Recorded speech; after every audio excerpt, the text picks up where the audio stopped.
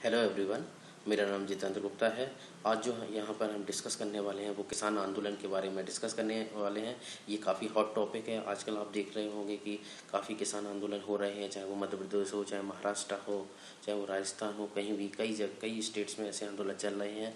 तो इस किसान आंदोलन से रिलेटेड एक नया क्वेश्चन किसी भी एग्ज़ाम में आ सकता है, या फिर प्री नहीं तो मेन एग्ज़ाम में कोई टिप्पणी आ सकती है 4 से 5 नंबर की, या फिर उसके ऊपर ऐसे भी आ सकता है 15 नंबर का। तो चलिए मूव करते हैं। इसके मूव करने के पहले सबसे पहले हम बताते हैं आपको, यहाँ पे एक पिक्स डाला हुआ है स्वच्छ भारत अभियान का। इसको डालने का मकसद सिर्फ मेरा एक ही है कि अपने भारत को साफ एंड स्वच्छ बनाएं और इस चीज़ को प्रमोट करें, जागरूकता फैलाएं, जिससे हम सभी लोग हेल्थी एंड वेल्थी रह सकें। चलिए मूव करते हैं आंदोलन की तरफ। देखिए, आंदोलन को सबसे पहले समझते हैं आंदोलन होता क्या है। आंदोलन का मतलब होता है किसी भी ऐसे चीज़ के लिए अपनी आवाज़ को उठाना। जैसे कोई ऐसा नियम बनाया गया है या लॉ बनाया गया है या कानून बनाया गया है जो कि लोगों के हक में नहीं है, तो जिससे लोग परेशान होकर अपनी आवाज़ को उठा रहे हैं, तो उसे हम आंदोलन कहेंगे। लेकिन आंदोलन का मतलब ये बिल्कुल नहीं होता है कि आप किसी भी चीज़ के लिए आप अपनी आवाज़ उठा रहे हैं तो उसको हिंसक तरीके से उठाएं, या आप सरकारी ज़मीन या सरकारी चीज़ों को नुकसान पहुँचाएं या लोगों को नुकसान पहुँचाएं। ये बिल्कुल आंदोलन का मतलब नहीं होता है। आंदोलन का सिंपल सा मतलब होता है अपनी आवाज़ को उठाना। तो इस पे जो क्वेश्चंस आ सकते हैं वो आंदोलन से रिलेटेड वो मैंने यहाँ पे कवर किए हुए हैं। जो आज तक आंदोलन हुए हैं, मेनली जितने भी किसान आंदोलन हुए हैं वो अंग्रेज़ों के ज़माने में हुए हैं, बड़े बड़े आंदोलन। और आजकल भी काफ़ी आंदोलन छोटे छोटे होते हैं, जैसे अभी रिसेंटली आपने सुना हुआ काफ़ी मध्य प्रदेश में ये काफ़ी अभी रिसेंटली हुआ है। चलिए मूव करते हैं अपन। एक चीज़ और यहाँ पे डिस्कस करना चाहूँगा कि जैसा कि हम जानते हैं कि हमारा ये फंडामेंटल राइट है, यहाँ पे लिखा है पार्ट 3 में फंडामेंटल राइट है, जो कि आर्टिकल 19 में दो चीज़ें बताता है कि right to freedom of speech and expression. मतलब ये है कि हम सभी को ये राइट है कि हम कहीं भी अपनी स्पीच दे सकें और अपने आप को एक्सप्रेस कर सकें, या हम असेंबली मतलब लोगों को इकट्ठा कर सकें, और विदाउट आर्म मतलब बिना किसी हथियार के और शांतिपूर्वक ढंग से हम अपनी असेंबली इकट्ठा कर सकते हैं, लोगों को इकट्ठा कर सकते हैं और आप अपनी आवाज़ उठा सकते हैं। तो ये अपना फंडामेंटल राइट है। लेकिन एक फंडामेंटल ड्यूटी भी होती है, जो आपको पता है पार्ट 4A में लिखा हुआ है, इसका आर्टिकल है 51A। ये फंडामेंटल ड्यूटी हमको ये बोलती है कि यदि आप कोई असेंबली करते हैं या स्पीच देते हैं तो इससे कोई भी चीज़ किसी भी चीज़ का नुकसान नहीं होना चाहिए, किसी को परेशानी नहीं होना चाहिए। तो ये फंडामेंटल राइट जो आपका है वो सही है। और फंडामेंटल ड्यूटी बोलती है कि किसी भी चीज़ का, सरकारी चीज़ का नुकसान नहीं होना चाहिए, किसी और को नुकसान नहीं होना चाहिए। तो ये दोनों राइट्स काफ़ी इम्पोर्टेंट है, ये आर्टिकल्स फंडामेंटल राइट्स के और फंडामेंटल ड्यूटीज़ के। तो ये दोनों भी आपको याद रखना है। चलिए एक एक करके हम देखते हैं जो अभी तक किसान आंदोलन हुए हैं। यहाँ पे मैंने एक शॉर्ट नोट डाला हुआ है, ये देख लेते हैं अपन। देखिए, 1857 ईस्वी के प्रथम स्वतंत्रता संग्राम को अंग्रेजों ने कुछ देसी रियासतों की सहायता से तो दबा दिया, लेकिन इसके पश्चात भी भारत में कई जगहों पर संग्राम की ज्वाला लोगों के दिलों में दहकती रही। इसी बीच अनेकों स्थानों पर एक के बाद एक कई किसान आंदोलन हुए। इनमें से अधिकांश आंदोलन अंग्रेजों के खिलाफ किए गए थे। तो जो किसान आंदोलन हुए, जैसे मैंने पहले आपको बताया कि अंग्रेज़ों के ज़माने में सबसे ज़्यादा हुए हैं, क्योंकि अंग्रेज़ों ने काफ़ी जुल्म किए थे उस टाइम किसानों पर, और सभी पर जुल्म करते थे, लेकिन किसानों पर बहुत ज़्यादा करते थे। तो ये 1857 के बाद कई सारे आंदोलन लाइट में आए। उनमें से कुछ आंदोलन मैं आपको बताना चाहूँगा। देखिए, आप पावना विद्रोह, तयभंगा आंदोलन, चंपारण सत्याग्रह, ये सारे अंग्रेज़ों के ज़माने के ही किसान आंदोलन हैं। तो इनमें जो बड़े बड़े आंदोलन हैं जिनको हम यहाँ पर डिस्कस करेंगे, जिसके आने की परीक्षा में काफ़ी तरह से आ सकता है, कोई भी आ सकता है। जैसे अपन देखते हैं पहले नील आंदोलन कब हुआ था, ये 1859 में हुआ था। यहाँ पर डेट मेंशन किया हुआ है 1859 से 1860। और इसको चलो पढ़ते हैं कि यह आंदोलन भारतीय किसानों द्वारा ब्रिटिश नील उत्पादकों के खिलाफ बंगाल में किया गया था। ठीक है, अपनी आर्थिक मार्गों के संदर्भ में किसानों द्वारा किए जाने वाला यह आंदोलन उस समय का विशाल आंदोलन था। अंग्रेज अधिकांश बंगाल तथा बिहार के जमींदारों से भूमि लेकर बिना पैसे दिए किसानों की नील की खेती में काम करने के लिए विवश करते थे, तथा नील उत्पादक किसानों को एक मामूली सी रकम अग्रिम देकर उनसे कारनामा लिखा देते थे। और इस जो प्रथा इन लोगों ने अंग्रेजों ने बनाई थी, इस प्रथा को दिया गया नाम ददनी प्रथा। ये ददनी प्रथा इम्पोर्टेंट है, ये पूछ सकते हैं कि ददनी प्रथा कब चली थी। तो 1859 से 1860 के बीच में चली थी, 1859 इसका करेक्ट आंसर। और इस चीज़ में क्या हुआ था, नील आंदोलन में क्या बोलते थे अंग्रेज लोग, क्या करते ज़मींदारों से तो ज़मीन ले लेते थे और वहाँ पे जो किसान होते थे उनसे ज़बरदस्ती खेती करवाते थे, उनको थोड़ा सा पैसा देते थे। और इस तरह की इन्होंने अंग्रेज लोगों ने एक प्रथा बना दी थी, इस प्रथा को नाम दिया गया ददनी प्रथा। ये चीज़ याद रखनी है। और 1859 में हुआ था नील आंदोलन, ठीक है। और एक चीज़ और है यहाँ पर इम्पोर्टेंट कि नील विद्रोह का वर्णन नील बंधु मित्र ने अपनी पुस्तक नील दर्पण में किया है, ठीक है। और इसकी जो शुरुआत की गई थी किसने की थी वो भी मैंने लिखा है, दिगंबर एवं विष्णु विश्वास ने की थी। तो ये पूछ सकते हैं कि नील आंदोलन का जो मुख्य नेता थे या किसने शुरुआत की थी, तो उनका नाम याद रखना, दिगंबर एवं विष्णु विश्वास। ये कब हुआ था, 1859 में हुआ था। और मेनली ये बंगाल और बिहार में हुआ था, ठीक है।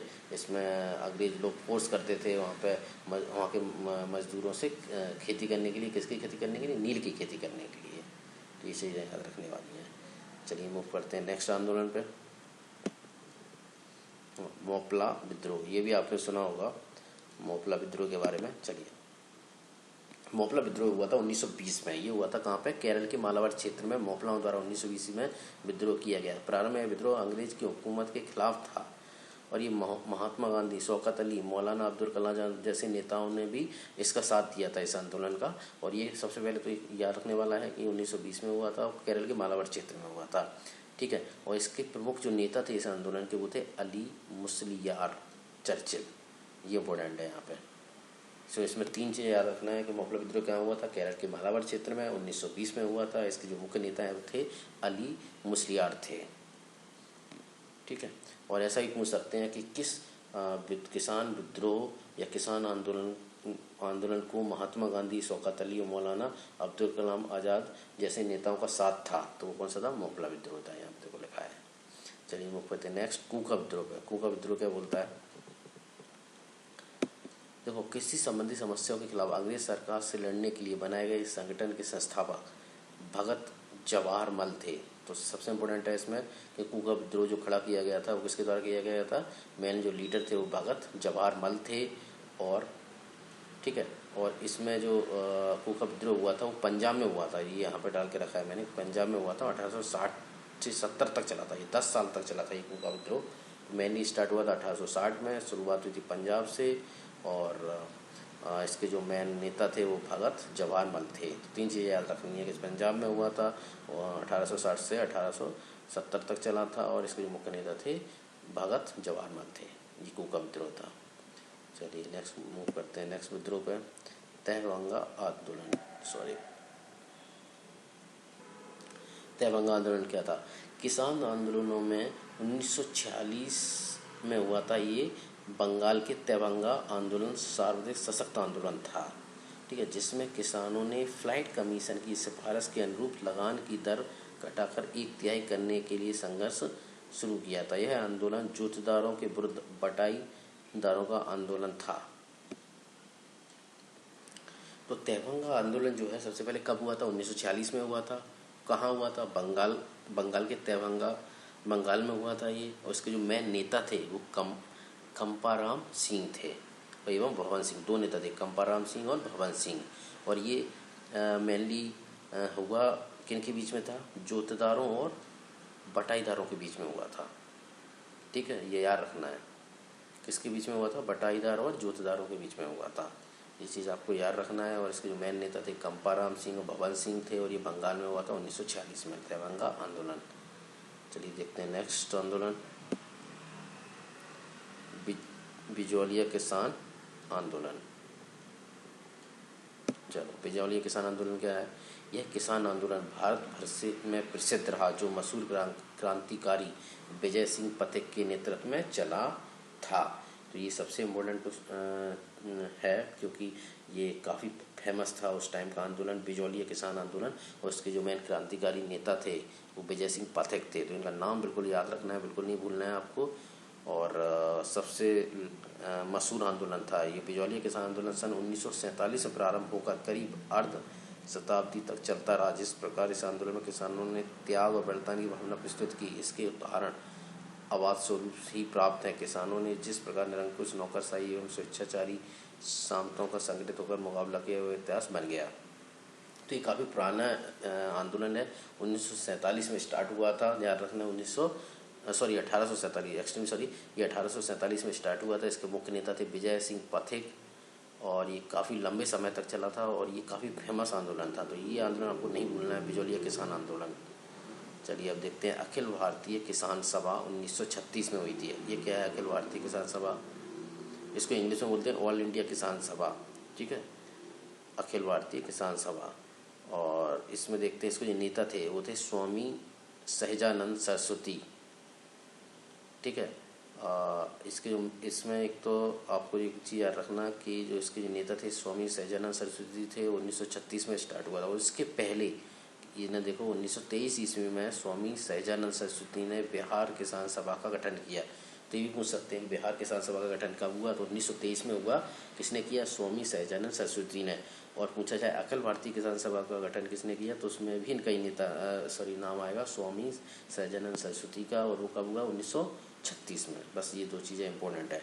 यहाँ पे एक मैंने नोट डाला है, यहाँ पे देख लीजिए आप कि all India peasant union also known as Akhil Bharatiya Kisan सभा was the name of peasant front of undivided communist party of India.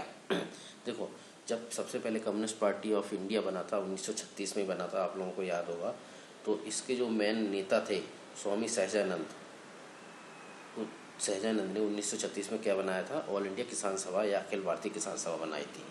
तो हम ये बोल सकते हैं कि अखिल भारतीय किसान सभा जो बनाई गई है वो कम्युनिस्ट पार्टी ऑफ इंडिया के द्वारा बनाई गई थी 1936 में। कौन से नेता के द्वारा? स्वामी सहजानंद सरस्वती। और इन्होंने ही बिहार किसान सभा का गठन किया, ठीक है। तो ये सारी चीज़ें याद रखना है इसमें। चलिए देखते हैं नेक्स्ट।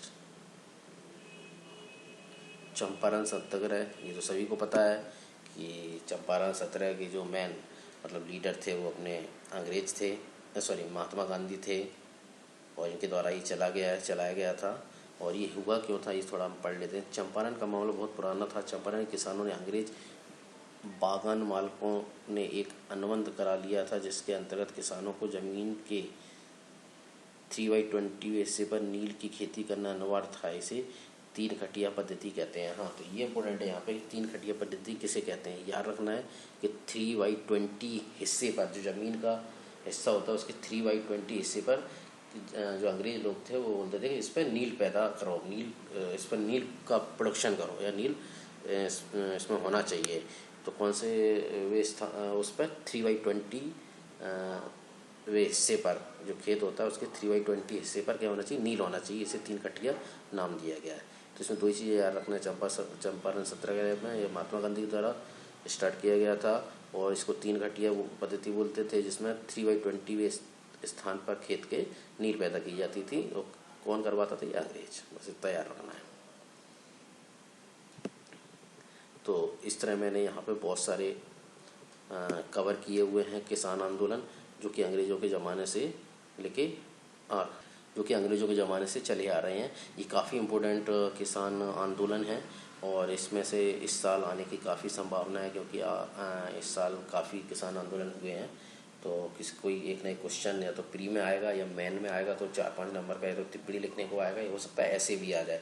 तो अब ये सारे जितने भी मैंने आंदोलन यहाँ पे लिखे हुए हैं 7 से 8 मेन वो सारे लिख सकते हैं। एक अच्छा ऐसे बन सकता है 15 नंबर का। तो ये हम यहाँ पे कंप्लीट करते हैं। प्लीज़ आप लोगों से निवेदन है कि आप कमेंट करके ज़रूर बताइए कैसा लगा आपको, और सब्सक्राइब कीजिए। मैं अगला नेक्स्ट वीडियो लेके आऊँगा आर्टिकल के ऊपर। थैंक यू, धन्यवाद।